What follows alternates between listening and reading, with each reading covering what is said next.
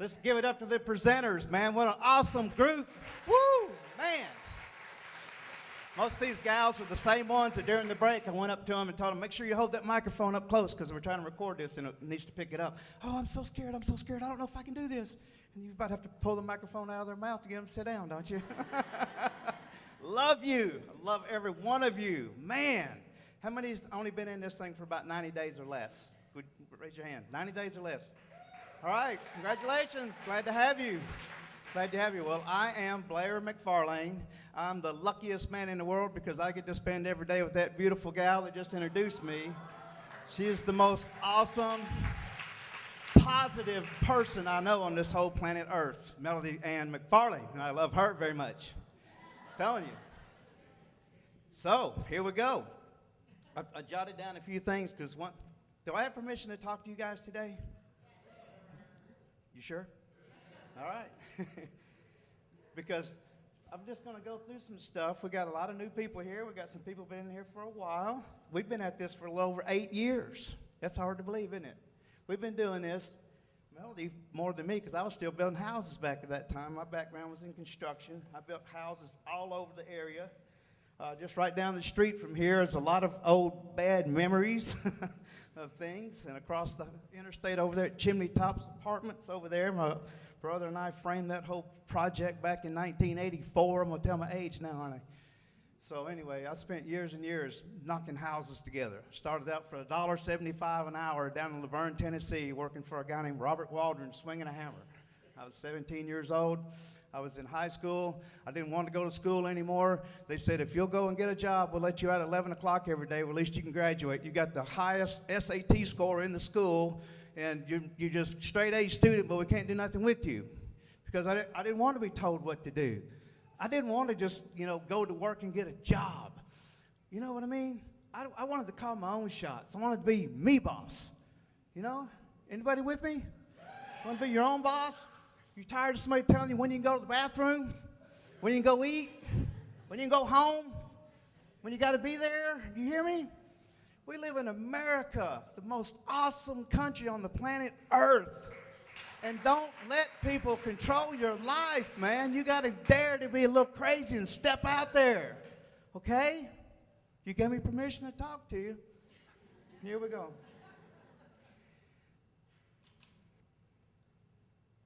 I wanted to say something about the Blitz real quick before I skip my mind because things go in and out of my mind, man. It's crazy.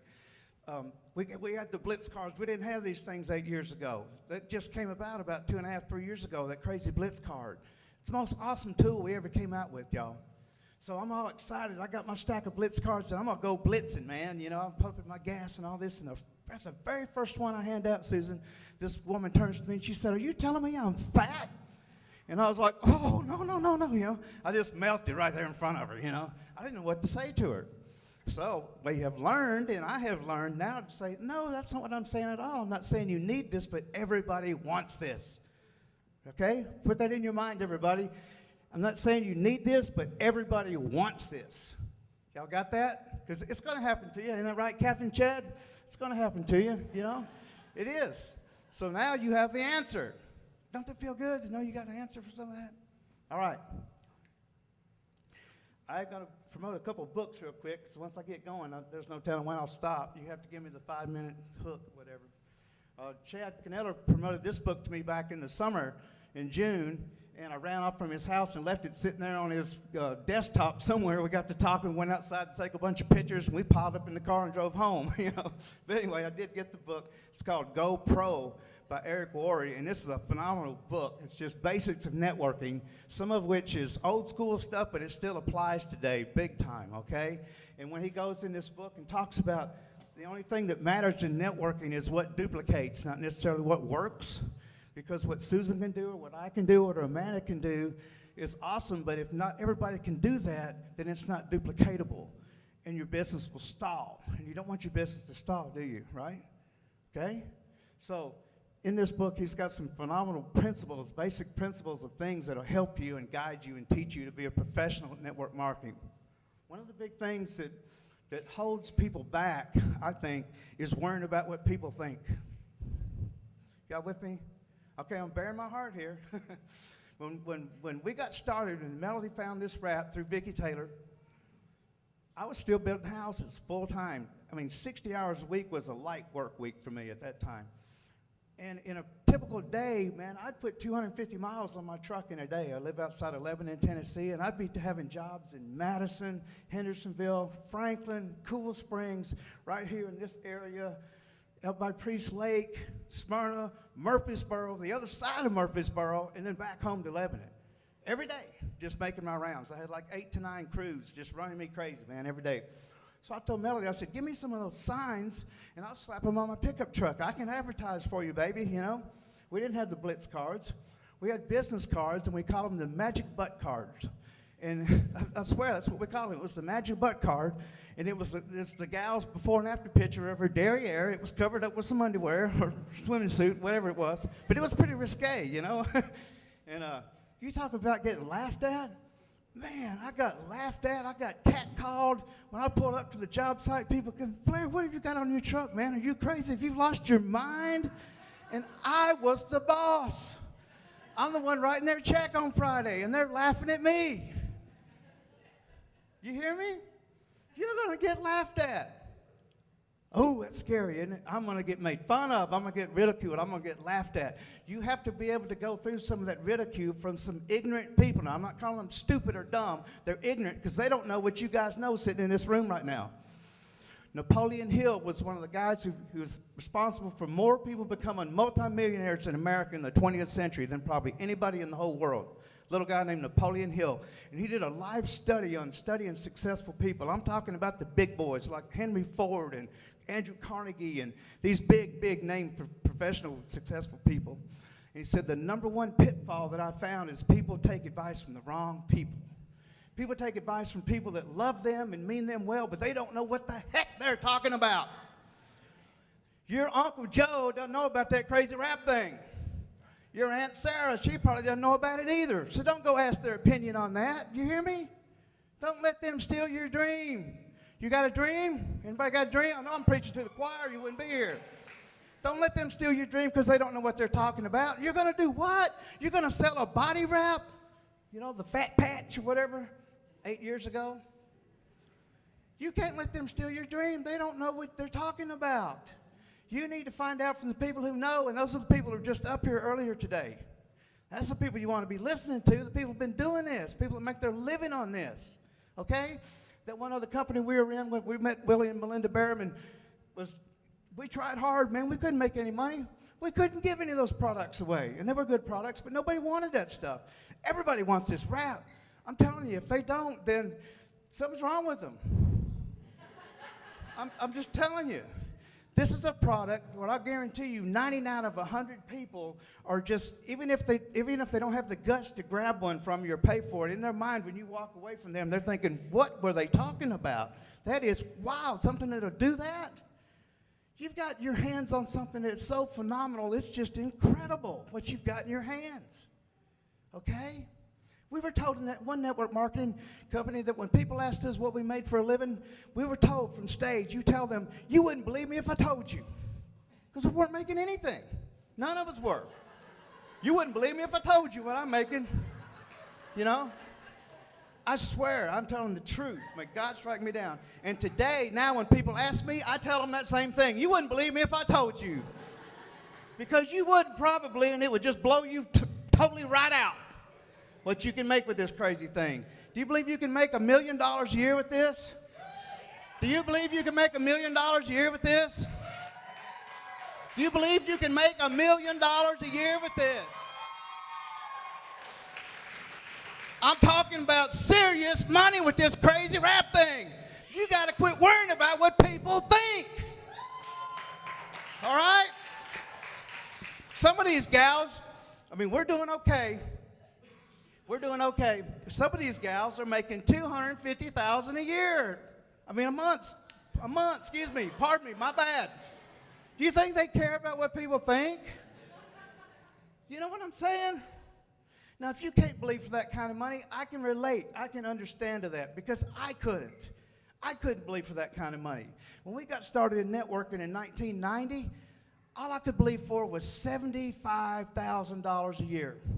That's as big as my brain could go in 1990. If I could make that kind of money, I could put down that hammer and I could let all those guys go home. Half of them wanted to be home anyway, and I could go on with my life. So I wrote that number on my bathroom mirror, $75,000. That's a year, not a month, a year. That's all I could believe for.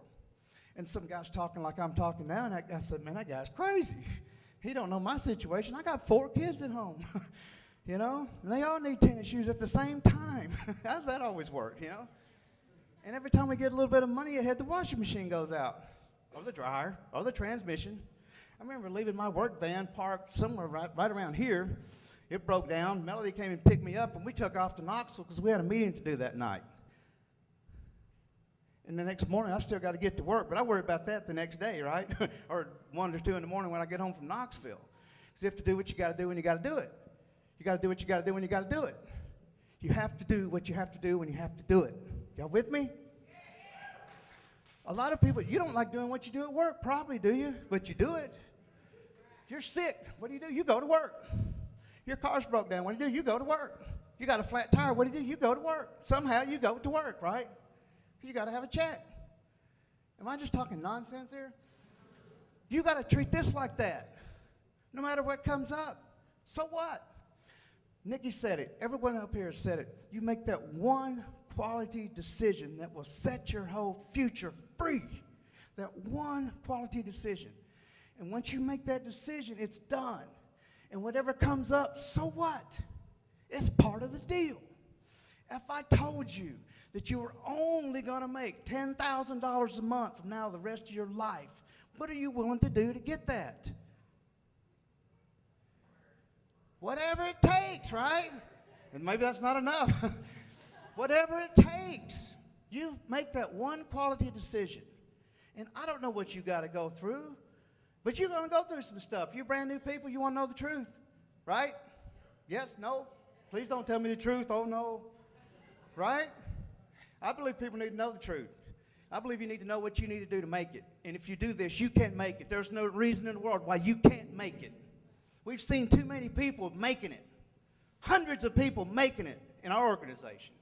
Hundreds of people set free. Part-time residual incomes. It's just mind-blowing. Mind-blowing. You know we get paid when we sleep? That's crazy. Get this book, Go Pro. The next one, John Maxwell, 15 Laws of Invaluable Growth. 15 Invaluable Laws of Growth. I've been promoting this book all year. This is a phenomenal book. Everything by John Maxwell is good stuff. But this was one I think he just came out with in January, February. Get this book. Read it. Don't just put it on the shelf, but read it, okay? You got to get this stuff in you, man. You got to get this powerful stuff in you.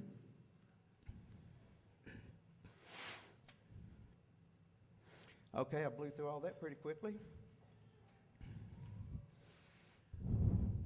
Okay. Goes me back to this, what they were talking about today. Some of these girls, their stories, you know. We're all just regular people. And Amanda and Nate stayed with us a couple of nights, and I apologize to them. I don't hardly ever get sick, man, but this is only the second day I've had my clothes on this week, man, I'm telling you. I told them, I said, I apologize. I feel like crap, guys, but I'm pulling it together somehow. I think this was something awesome supposed to happen because the devil was trying to keep me out of the whole deal, you know what I'm saying? But it comes down to what do you really want? What do you really want? And I challenge you, I challenge everybody in this room, whether you're brand new in this, or you've been at this for a while, or even you're like me and you've been at this for 8 years, I challenge you to sit down with a piece of paper and a pencil or a pen and make out your life's list of things that you really, really want.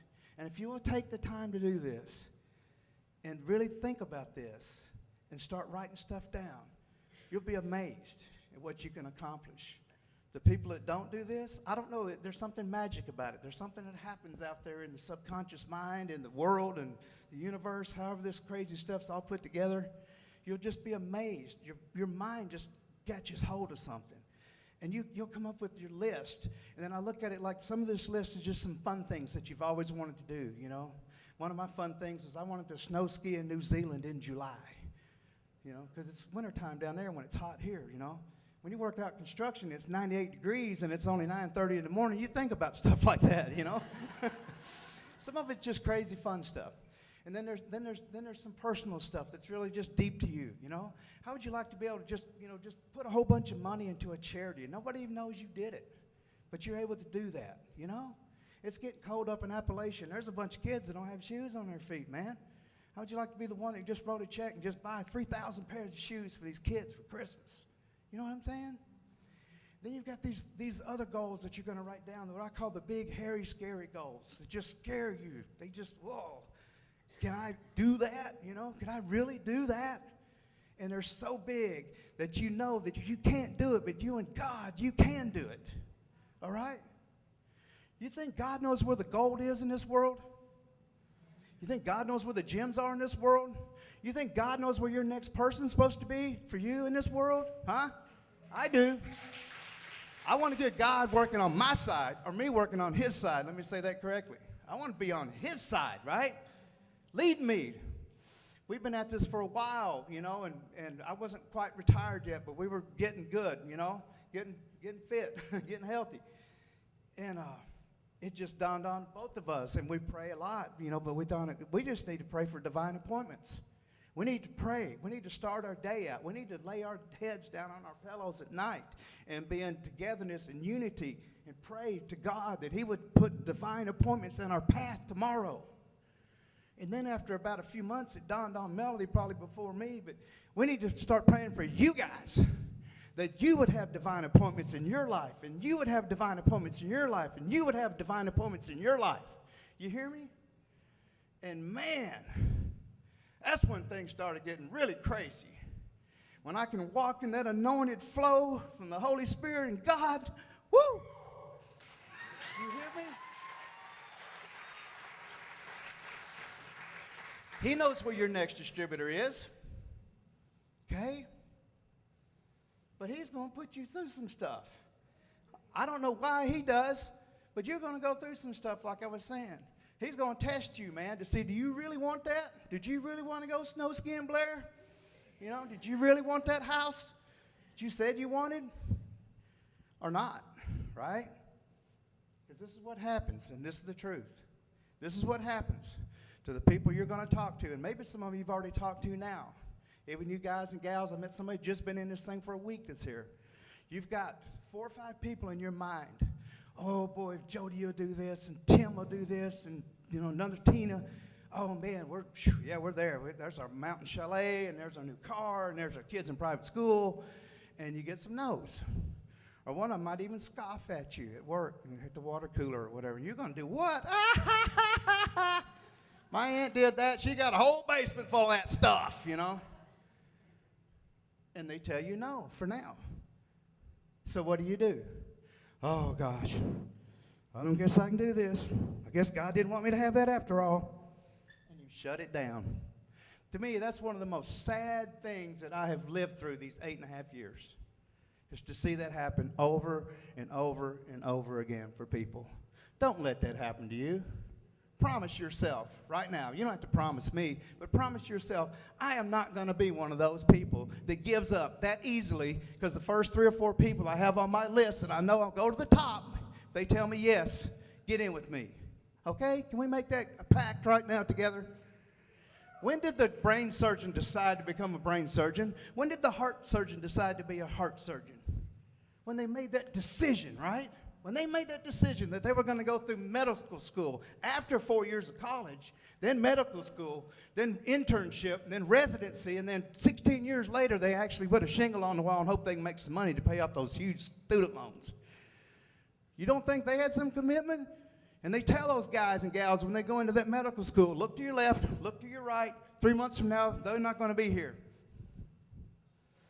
Right? It's getting quiet in here. Don't let that happen to you. Be one of those that said, I'm making that decision. I'm doing this thing. I don't care who tells me no. God knows who I'm supposed to talk to next. It's going to be people you don't even know right now. Okay? It's going to be people you don't even know right now. I look around this room full of people, and Melody and Blair, we knew just a handful of you guys and gals in this room right now. Just a handful. I didn't know Amanda. I didn't know Chad Dree. I didn't know Susan. I didn't know Tina Hackliff, and her husband was in construction all his life, just 25 miles down the road from where we lived. Grew up in the same town in Murfreesboro, Tennessee. Didn't even know Tina. You've got awesome people out there waiting on you. You hear me? They're waiting on you to talk to them. But you got to go through some stuff. You got to know what you want. I've been carrying around this little picture of St. Andrews Golf Course for years and years and years and years. My grandfather was a professional golfer. I'm not worth a flip at it, but I wanted to always go to Scotland and see where my granddad was a golf pro and go to the little town where he grew up and all this fun stuff. Well, Melody surprised me 2 years ago on her 25th wedding anniversary and said, we're going to Scotland. I said, we are. When? She said, next week. It's like, okay, cool, let's go, you know. So it's something that I'd had on my dream board for years. Now, Mel loves me, and I know she does, but she didn't really care about golf in Scotland, you know what I mean? But she went and had a great time when I wasn't driving her crazy, because it's hard to drive on the wrong side of the road. This is the house we're going to build. And I go through this real quick because I don't want you to go, well, look at him. He's just bragging on himself. This is you if that's what you want, okay? You realize you're in the same business I'm in? You guys are in the same business that we are in. Only you're in at a much better time. I promise you, you are. Whew. I won't go back down that path. But we had this house. We went back and forth between this one and another one, this one and another one, this one and another one. And she told me finally, she said, well, I just really don't like that other one as much. I said, okay, honey, this is it then.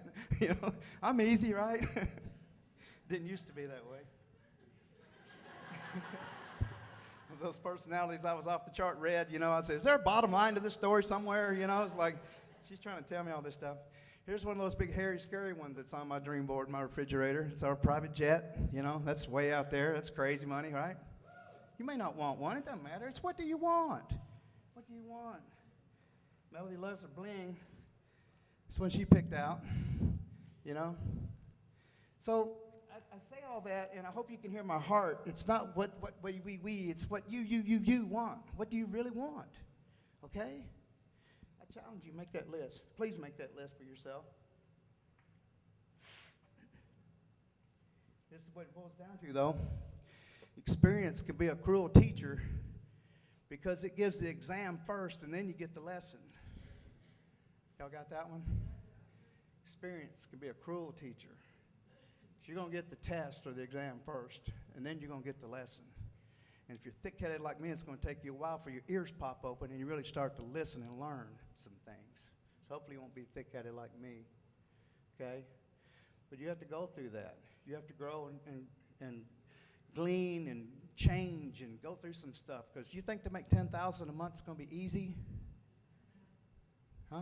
No. I mean, it's relative, but yes, it's kind of a trick question. But you're not going to be the same person that you are when you start making that kind of income as you are today. Now, some of you may already be making that kind of money in a career or job and own your own company, or it owns you like it did me, you know. But you're going to have to go through the change and learn some stuff and be able to relate to people, you know, because this is a perfect business, and then we, the people, get in. And then it's not perfect anymore because I got in, right, you know. So the number 2 reason why people quit this thing is, number 1, they're not making money, huh? And number 2, they can't get along with somebody, usually their sponsor or somebody else in their upline. Those are the 2 reasons why people give this up. So it all comes down, like Melody was saying, is being able to deal with people. And we're all different. We're all put together different. And being able to overlook faults. We all have faults, man. But we choose to look at strengths in people. And hopefully encourage and inspire people. Because that's what people have done to us and done for us. And we are on a mission for lifelong learning. You know, some people come over before and look at all our bookshelf, all these books, and in our bedroom they're piled up everywhere. And they say, "Wow, you read all those books?" And it's like, yeah, some of them 2 and 3 times, and that's just some we still got here. I've given away all kind of books, you know. Wow, I'm not the same today as I was when we got started in networking way back when I was such a hothead and so short-tempered, and everybody should just get it, you know. You're dumb if you don't get it. What's wrong with you, you know? That don't work too well, does it? It's a volunteer army. Everybody that gets in this thing is a volunteer. And they don't want another boss. They already got one of them, and they probably don't like them too much. You're lucky if you have a good boss. Some people do. Melody had a good boss, the insurance company she ran, whatever. But they don't want another boss. None of us do.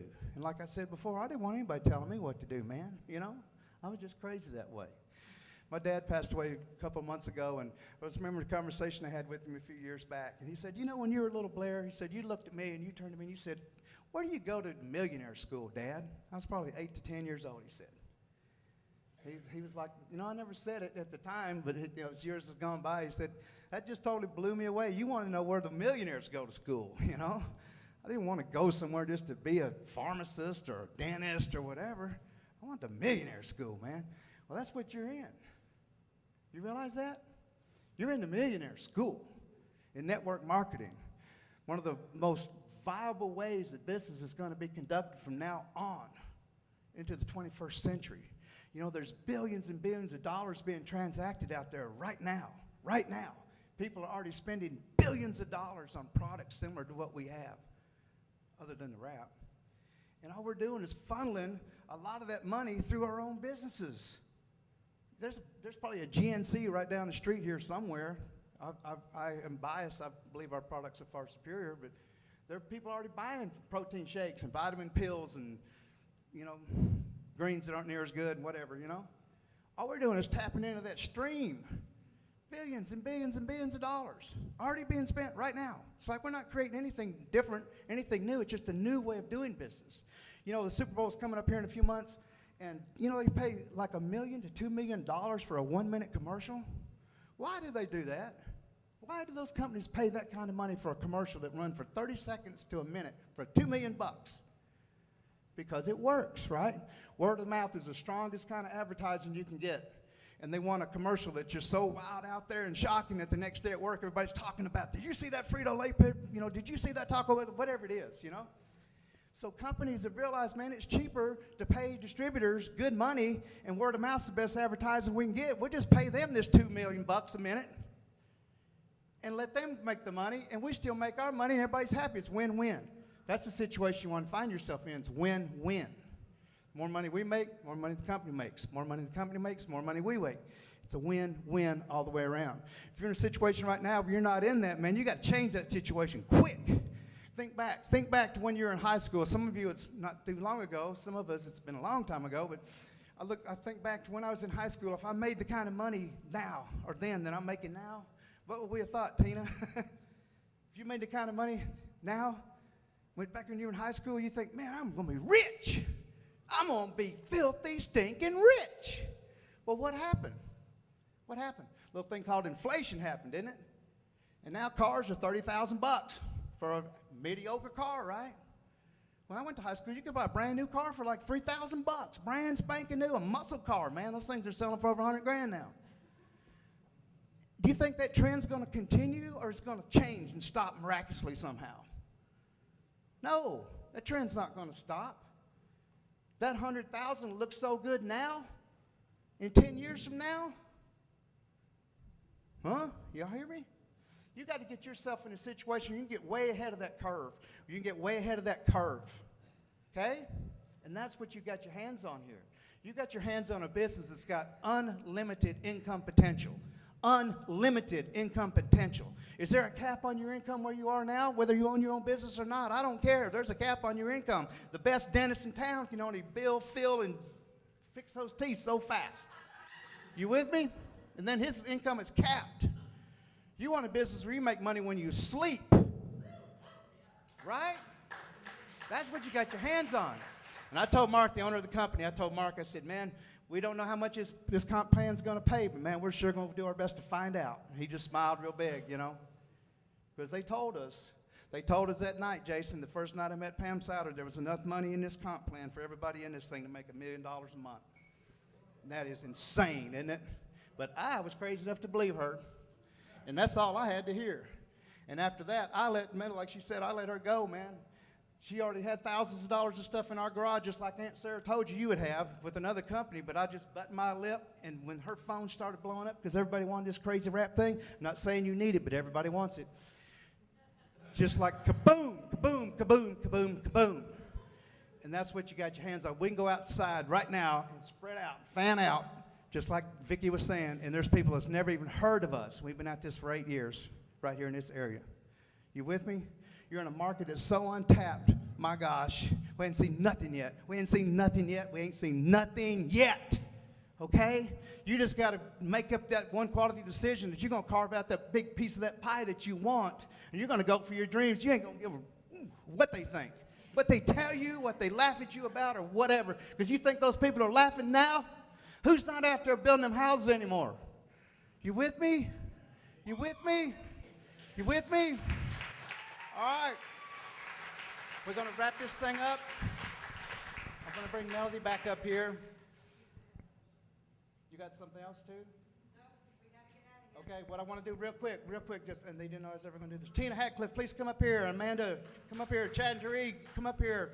Melinda, please. Susie and Jeff, come up here. Please, please, please. I don't want to leave anybody out. Set our presidential. Right on the front row. My bad. I'm sorry. Say, hey, dummy. I tell you, you can do this. We can do this. You can do this. But other than just a few people in the room, and I don't want to leave you guys out. I love Rhonda. But these people, everybody in this room is pretty much tied into some of these people some way, somehow. And what my point really quick is there is help here. There are people up here that have your best interest at heart. And they are willing and able and wanting to help you. If you're stuck, if you feel like you're stumbling, if you're brand new and you hadn't had your launch party yet or whatever, you need help putting that thing together, whatever it is, please call us. We are available, are we not? Are we available? We are. So I'm telling you, you've got help from some quality, awesome people that are wanting to help you succeed at this. There's no reason in the world. Look at the quality and the caliber of people in this room. Some of you that I didn't call up here. We got awesome people, man. We got awesome people in this thing. And there's no reason in the world why you can't get everything you want out of this. There's no reason. Only that right there in your head. So every time you hear that little voice that say, I don't think we can, just say, shut up, I'm not listening to you. Okay? Promise me you'll do that. That's what you're going to have to do. All right. One of the best things that you can do to launch yourself to atmosphere is get your butt to conference in Tampa, Florida. It's coming up in the third week in January 16th, 17th, 18th, 19th, 20th, 21st, whatever. You know, we just stay down there for a whole week. But it's a great time. You get out of the cold if you're from up north like we are.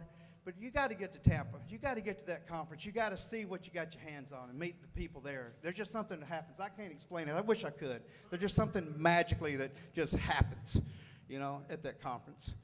Okay? Make that quality decision. You're going to go. You don't know how you're going to afford it. You don't have any money. Who cares? So what? Put it on a credit card. There's a very few times I'll tell you to do something like that. But just make up your mind. You can pile 4 or 5 in a hotel room. We always did. You could go sell wraps. Yep, there you go. We got a way to do it. But make up your mind you're going to be there. Do not let that go by.